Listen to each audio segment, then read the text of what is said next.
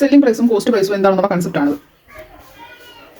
അപ്പോൾ നമുക്ക് ഒരു സാധനം നമ്മൾ വാങ്ങിക്കുകയാണ്. സോ നമ്മൾ വാങ്ങിക്കുന്ന വിലയാണ് കോസ്റ്റ് പ്രൈസ് എന്ന് പറയുന്നത്. നമ്മൾ കടക്കാരൻ എത്ര രൂപയ്ക്ക് വാങ്ങിച്ചു, അയാൾ എത്ര രൂപയ്ക്ക് സാധനം വാങ്ങിച്ചു, അതാണ് കോസ്റ്റ് പ്രൈസ്. അയാൾക്ക് എത്ര കോസ്റ്റ് ആയി. ഓക്കെ, എന്നിട്ട് അയാൾ വിൽക്കുമ്പോൾ അയാൾക്ക് രണ്ട് കാര്യം ചെയ്യാം. ഒന്നെന്ന് പറയുന്നത് ഈ കോസ്റ്റ് പ്രൈസിന്റെ കൂടെ കുറച്ച് വില അയാൾ കൂട്ടുന്നു. ഇപ്പോൾ ഒന്ന് ആലോചിച്ച് അയാൾ കൂട്ടുന്ന വില ഈ മേടിച്ച വില തന്നെയാണ് നമ്മൾ അവിടെ ഇരട്ടി വില എന്ന് പറയും. സോ കോസ്റ്റ് പ്രൈസിന് അയാൾ വാങ്ങിച്ചു, കുറച്ച് വില കൂട്ടി നമുക്ക് വിറ്റു. സോ ആ കോസ്റ്റ് പ്രൈസ് ഉണ്ട്, കുറച്ച് വില അയാൾ കൂട്ടി, സോ വിറ്റു, നമുക്ക് നമ്മൾ അപ്പോൾ നമുക്കൊരു selling price. Similarly cost price ഉണ്ട്. സോ അയാൾ കുറച്ച് വില കുറച്ച് വിൽക്കുകയാണെങ്കിൽ കുറച്ച് കൂടുന്നതല്ല ഇങ്ങോട്ട് വഴി കുറയുന്ന ഇങ്ങോട്ട് വരുന്നത്. സോ കോസ്റ്റ് പ്രൈസിന് ഇത്രയും വില കുറഞ്ഞാൽ ഈ വിലയ്ക്ക് ഇവിടെ തൊട്ട് ഇവിടെ വരുന്നത് ഈ ഒരു ക്വാണ്ടിറ്റി, ഇത്രയും ക്വാണ്ടിറ്റി വിലയ്ക്കാണ് SP രണ്ടാമത്തെ 2 വരുന്നത്. ഈ ഓക്കെ, അപ്പോൾ ഇത്രയും ചെയ്യാം. കോസ്റ്റ് പ്രൈസ് എന്ന് പറഞ്ഞൊരു വാല്യൂ ഉണ്ട്. സോ അതിൽ നിന്നും കുറച്ച് വാല്യൂ കൂട്ടി അയാൾക്കൊരു വാല്യൂക്ക് വിൽക്കാം, അല്ലെങ്കിൽ കുറച്ച് വാല്യൂ കുറച്ച് ഒരു വാല്യൂ കൂട്ടുന്നതായതുകൊണ്ട് ഞാൻ അങ്ങോട്ട് വരച്ചു, കുറയ്ക്കുന്നതാണ് ഞാൻ ഇങ്ങോട്ട് വഴി, അത്രേ ഉള്ളൂ. അപ്പോൾ ഞാൻ കൂട്ടിയ വില M എന്ന് വെച്ചോ, കുറച്ച് വില P. അപ്പോൾ ഒന്ന് ആലോചിച്ച് നോക്ക്, നമുക്ക് അയാൾ എത്ര കൂട്ടി അയാൾ എത്ര കുറച്ചു എന്ന് നമുക്ക് എങ്ങനെ മനസ്സിലാക്കാൻ പറ്റും? വ്യത്യാസം എടുത്താൽ പോരെ. SP - CP, കാരണം എന്താ ഇവിടെ വലുത് SP ആണ്. സോ SP - CP ചെയ്യുമ്പോൾ കിട്ടും. സിമിലർലി CP - SP2 ചെയ്യുമ്പോൾ നമുക്ക് P കിട്ടും. ഓക്കെ, കാരണം ഈ കേസിൽ വലുതെന്ന് പറയുന്നത് കോസ്റ്റ് പ്രൈസ് ആണ്. ഇത് അതിനേക്കാൾ ചെറിയൊരു വാല്യൂ ആണ്, കാരണം ഇതിൽ നിന്നും P കുറവല്ലേ ഇത്. സോ അതുകൊണ്ട് തന്നെ ഇയാളാണ് വലുത്. സോ വലുത് മൈനസ് ചെറുത് P കിട്ടി. സിമിലർലി ഈ CP കുറച്ച് കൂടി കിടക്കുന്ന SP.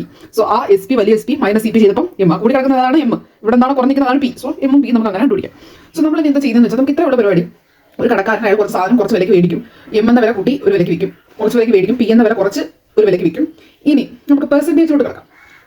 കോസ്റ്റ് പ്രൈസ് എന്ന് പറയുന്ന പ്രൈസിന് അടിസ്ഥാനമാക്കി കൂട്ടുന്ന കുറയ്ക്കുന്ന വിലകളെ നമുക്ക് എഴുതാം. നമുക്കറിയാം വാട്ട് പെർസെന്റേജ് ഓഫ് Y എന്ന് വെച്ചാൽ നമ്മൾ എങ്ങനെയാണ് എഴുതുന്നത്? അതായത് നമ്മൾ ചെയ്ത് M എന്ന് പറഞ്ഞ സംഖ്യ CP യിലെ എത്ര പെർസെന്റേജ് ആണെന്ന് രീതിക്ക് M നെ പെർസെന്റേജ് രീതിയിൽ സൂചിപ്പിക്കുന്നു. സിമിലർലി P എന്ന കുറച്ച സംഖ്യയെ CP യുടെ എത്ര ശതമാനമാണ് എന്നുള്ള രീതിയിൽ സൂചിപ്പിക്കുന്നു. സോ അതിനുവേണ്ടിയാണ് X is what percentage of Y. നമുക്ക് എഴുതാം M അല്ലെങ്കിൽ P is what percentage of CP. ഇതാണ് നമ്മുടെ ചോദ്യം. സോ ഇത് നമ്മൾ ഉത്തരം കണ്ടുപിടിക്കും. നമുക്കറിയാം ഓഫ് വേണ്ടി വരുന്ന ആൾ ഉറപ്പായിട്ട് ഡിനോമിനേറ്റർ വരും.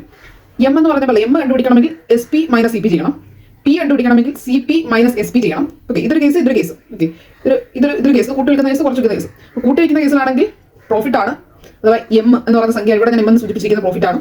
സോ SP - CP ചെയ്യണം. നഷ്ടക്കച്ചവടമാണെങ്കിൽ CP - SP ചെയ്യണം. സോ ഇവിടെ എന്തോരം ഡിഫറൻസ് ഞാൻ എഴുതുന്നുള്ളൂ, കാരണം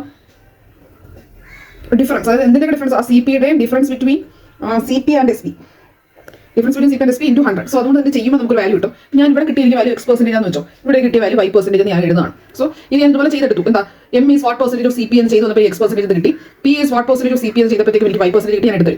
ഇനി പെർസെൻറ്റേജ് കണക്കി പറയുവാണെങ്കിൽ CP ആണ് 100%. CP യുടെ 100%ത്തിന്റെ കൂടെ, അതായത് 100% ഓഫ് CP പ്ലസ് X% ഇതും CP യുടെ തമ്മിലാണ്. So 100% of CP plus X% of CP ചെയ്യുമ്പോൾ ഒരു പർട്ടിക്കുലർ ശതമാനം കിട്ടും. അത് സോൾവ് ചെയ്താൽ വരുന്ന ഉത്തരം എന്ന് പറയുന്നത് SP1 ആണ്. ഓക്കെ, സിമിലർലി CP ഉണ്ട്. CP എന്ന് പറയുന്നത് 100%. സോ 100%ത്തിൽ നിന്നും ഈ ശതമാനം കുറച്ച് വരുന്ന അത്രയും ശതമാനം നമ്മൾ കണ്ടുപിടിച്ച് സോൾവ് ചെയ്ത് വരുമ്പോൾ നമുക്ക് കിട്ടുന്ന ഉത്തരം SP2 ആയിരിക്കും. ഓക്കെ, ഇതാണ് മെയിൻ കൺസെപ്റ്റ് എന്ന് പറയുന്നത്. അപ്പോൾ ഇത്രേ ഉള്ളൂ.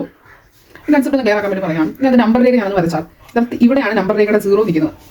എന്ന് വെച്ചാൽ 0 വില. ഇപ്പം ഇത്രേ ഉള്ളൂ. എന്ന് ആലോചിച്ച് 10 രൂപയുടെ സാധനം വെച്ചോ, 10 രൂപയുടെ സാധനം 15 രൂപയ്ക്ക് വിൽക്കുന്ന കേസും അതിനകത്ത് തന്നെ 8 രൂപയ്ക്ക് വിൽക്കുന്ന കേസുമാണ് പറയുന്നത്.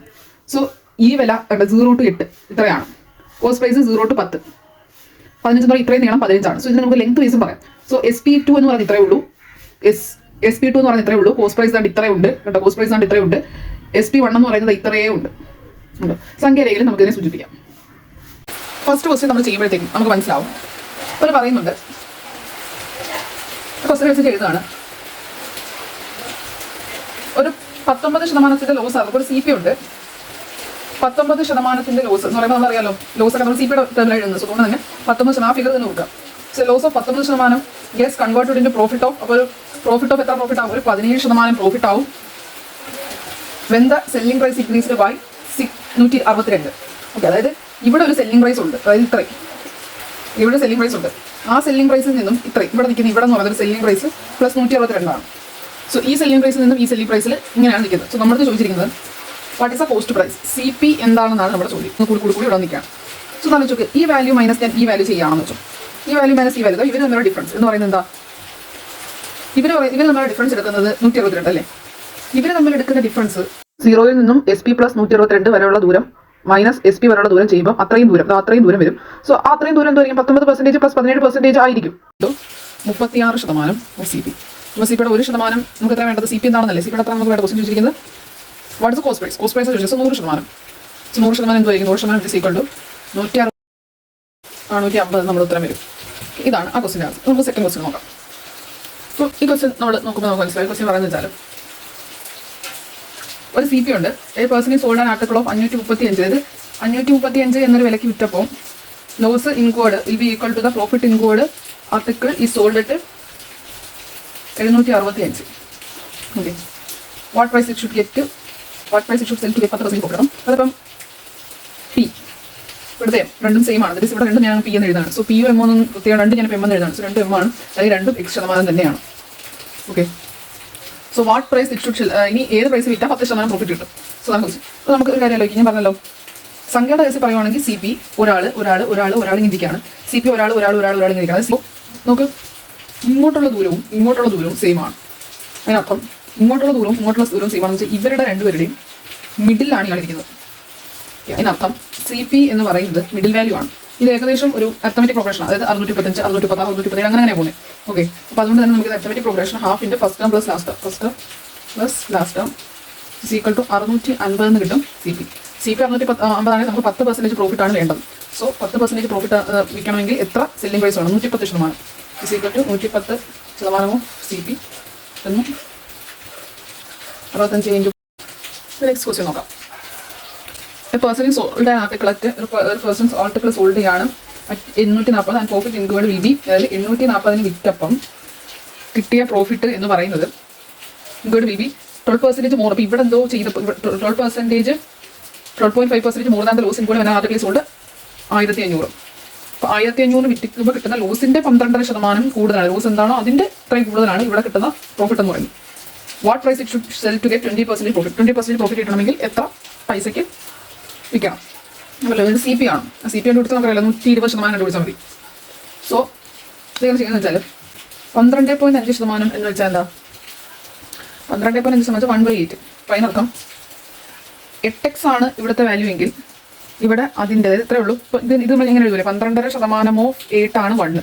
ഇതിങ്ങനെ എഴുതിക്കൂടെ? സോ ഇതിനർത്ഥം 8ന്റെ 12% 1 ആണ്. സോ 12% കൂടുതൽ വരിക എന്നാണ് ഇവിടെ പറയുന്നത്. So 12% more. സോ 8x-ന്റെ 12% 1x. ഓക്കെ, സോ അത് 9x ആണ്. സോ നമുക്ക് നേരത്തെ പറഞ്ഞിട്ട് തന്നെ ഇനിയിപ്പോൾ നമുക്ക് ഇവർ മിഡിൽ വാല്യൂ അല്ല CP. അപ്പോൾ നമ്മൾ എങ്ങനെ ചെയ്യും? നമുക്ക് ഇവർ നമ്മളെ വ്യത്യാസം കൊടുക്കാം. സോ ഇവർ നമ്മളെ വ്യത്യാസം എന്ന് പറയുന്നത് എത്ര? 340 ഇത് ഈക്വൽ ടു എങ്ങനെ എഴുതും? 17x 340. സോ അവിടെ നിന്ന് x എന്തോ കിട്ടും? 20 എന്ന് വരും. സോ x 20 എന്ന് അതിനർത്ഥം 8x20 ഇവിടെയും 9x20 ഇവിടെയും. നമുക്ക് വേണ്ടത് CP ആണ്. CP എന്ന് പറയുമ്പോൾ അതറിയാലോ, CPയുടെ കൂടെ ഈ 9 സംതിങ് ഈ 9x20 കൂട്ടിയപ്പോഴാണ് 840 കിട്ടിയത്. So 840 minus, so 1840 minus 9x20. So 1840 minus 180 ഇത് ഈക്വൽ ടു 1660. CP കിട്ടി. നമുക്ക് എന്താ വേണ്ടത്? 120%. 120% ഓഫ് 1660 വിച്ച് ഈക്വൽ ടു 1660 ചെയ്യുമ്പോൾ നമുക്ക് 1992 ഉത്തരം വരും.